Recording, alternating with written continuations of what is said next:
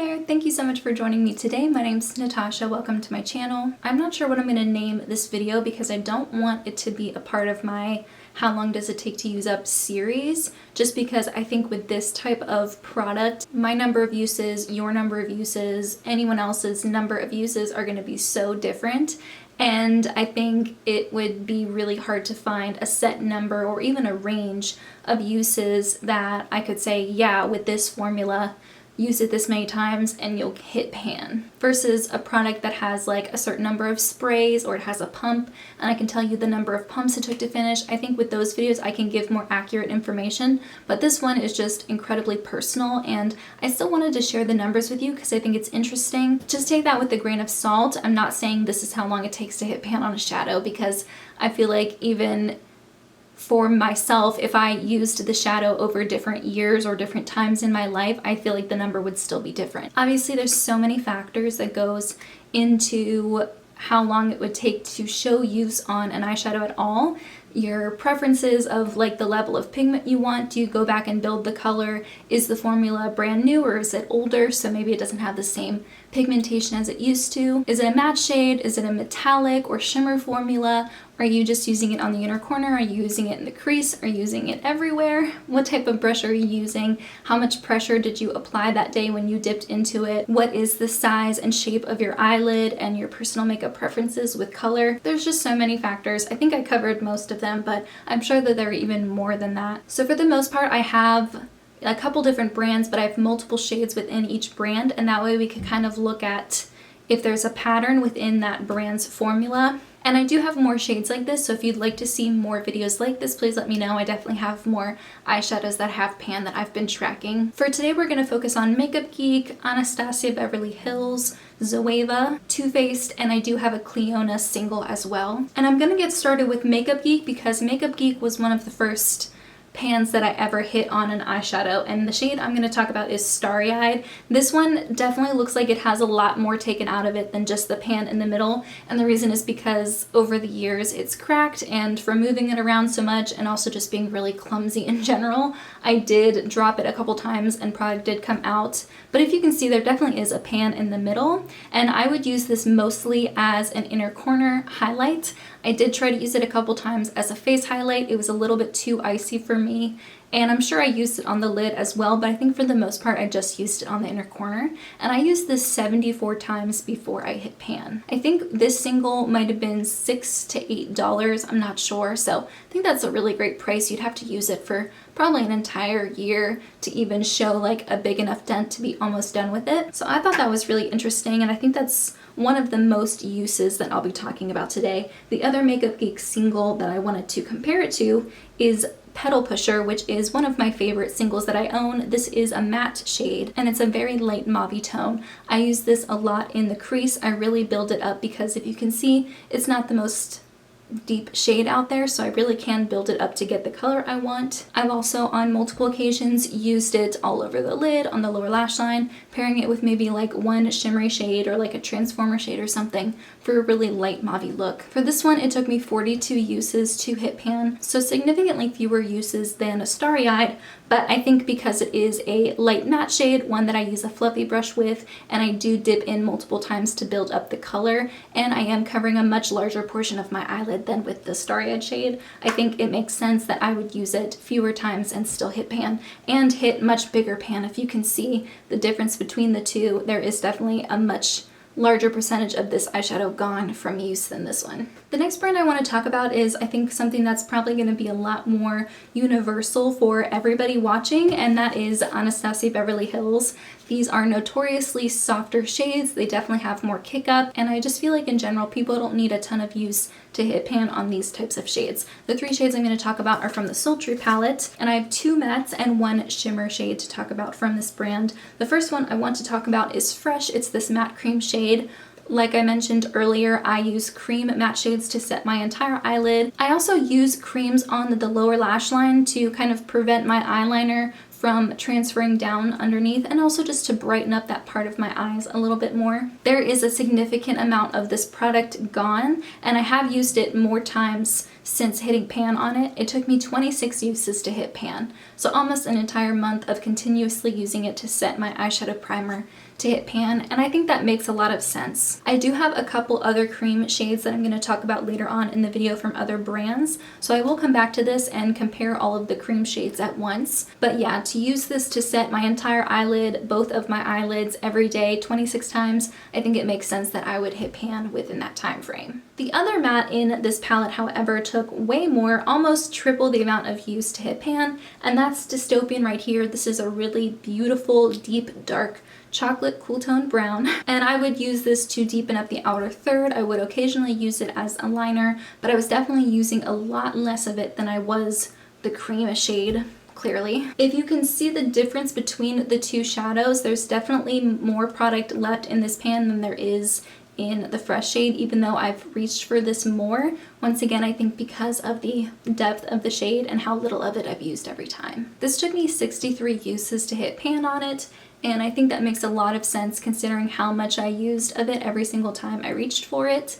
I don't really have much else to say about this shade, so I'm just going to move on to the next one. The next one I'm going to talk about is Pearl. It is a beautiful, super, super light goldy champagne shade, and this is a little bit chunkier than some of the other shimmers in this palette. I think that contributed to the number of uses it took to hit pan, and also it's incredibly pigmented. So this was something that if I really wanted to like make a point, like a standout inner corner, I would use this because it was so brightening and it was so like in your face compared to other inner corner highlights that I've used, that I did really like it, and I felt like I would use a lot of it. I'd really pile it on. This one took me 32 uses to hit pan, so just over a month of continuous use in my inner corners. I love the shade, it's gorgeous, and I should have worn it today. If I had thought about it, I would have worn it today. The next brand of eyeshadows I have to talk about are from Zoeva, and they are both matte shades from the On Taupe palette, and they are Stitch by Stitch and Hour by Hour, and they are both on the top row here. If you can see, they're not super different. This one is definitely a super matte creamy white, and then this one is just a super matte whitish pink.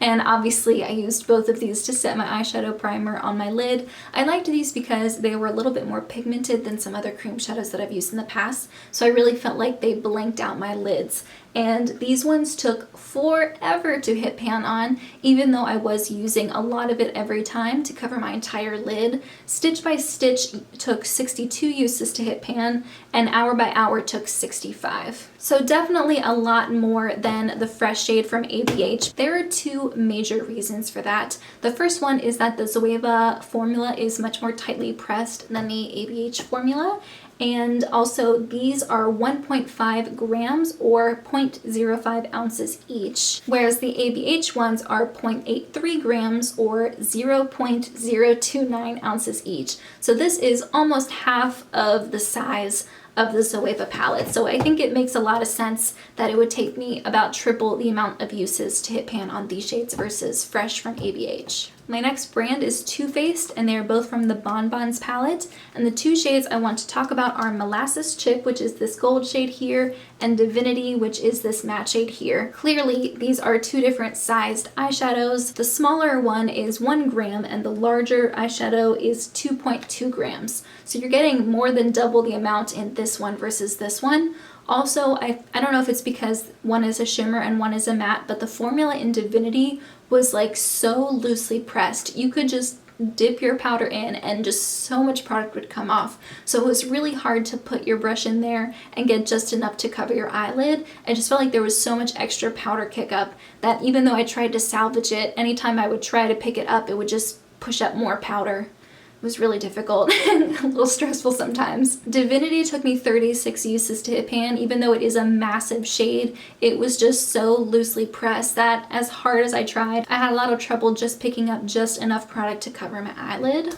And if you can see, I mean, there's like a lot of the shadow gone. It's not like just a little spot in one part of the pan. It's like the majority of the eyeshadow is already gone. Versus Molasses Chip, I was only using it on like the inner half of my lid. I would go back and build it a little bit sometimes, but I would primarily use it wet and get the level of pigment that I wanted the first time. And this one took me 30 uses to hit pan. This is a really beautiful shade, but it is something that I felt like I needed to pick up a lot of it in order to get the pigment that I wanted on my lid. I would use it wet, so I didn't feel like I had to go in multiple times to build the color, but it is something that whenever I was using it, I was kind of like pushing, scraping a little bit with, I would usually use this ABH two-sided brush, and I would kind of go in and like dig it on both sides, wet it, and then use one of each side on each lid. So Molasses Chip took 30 uses and Divinity took 36. And the very last one is a single from Cleona. I figured I might as well throw it in here to have an even 10 shades, but also I don't have any Cleona mattes anymore. I did buy one that was in this beautiful teal shade. It was called Bookworm, but I dropped it multiple times, and when I repressed it, the formula completely changed. So did the color, and it was like not even salvageable, so I did end up throwing it away. So I don't have a matte Cleona shade at all to even try to hit pan on to share with you, so I'm just going to focus on the one, and it is in the shade Prophecy. This shade is so beautiful. I did a tutorial with this around this time last year, and I used like a purple shadow in the crease and then this all over the lid, and the pink and the gold from this shade with the purple from the other shades was divine. I loved that look. I think this is so pretty. You can watch me applying it in action. I did apply it wet, and it is just so pretty. This is a shimmery shade, and so I would use it all over the lid for most of my looks. I didn't really use it as an inner corner highlight very often or on the lower lash line. It was mostly just a lid shade, and this took 42 uses to hit pan. These are 1.7 grams, I believe, so they are larger shadows, but there is like a concentration of the center of the eyeshadow. I wasn't like sweeping over the entire shadow to get the product. I was kind of just focusing on the middle. So there is a ton of product left in here still. I think maybe I've used like a fourth or a fifth of the product in here. So it's not like 42 uses. If I doubled that, I would finish the shadow. In my Pan Those Eyeshadows project, I do have an exception where if I use a shade 30 times and I want to roll it out of the project, then I can. And I kind of thought that I would most likely be really close to hitting a pan on it if I did use it 30 times, but I found that for quite a few of the shades that I used 30 times and rolled out, I wasn't even close to hitting pan, even though I'd used it 30 times. So maybe if I had done this video last year, 42 uses would have seemed like a lot, like, oh, it took me forever to hit pan on this. But really, I have some shades that I've used them 30 times and they barely look touched. So I just need to remember the other factors that go into how long it takes to show progress on a shadow. So it's just interesting to me that maybe last year 42 uses would have seemed like a ton of uses, but now, having played with other formulas and other brands, 42 uses actually doesn't seem like that much to me. And that there are other factors that I need to take into account when I consider something hard to pan or easy to pan. Like I said, I do have some other eyeshadows and other brands that I can talk about, and as I hit pan on eyeshadows through my projects and just through regular use, I can share more numbers with you in the future. I hope you guys enjoyed this video, but in the meantime, that's everything I have. Thank you so much for joining me, and I'll see you in my next video. Bye guys!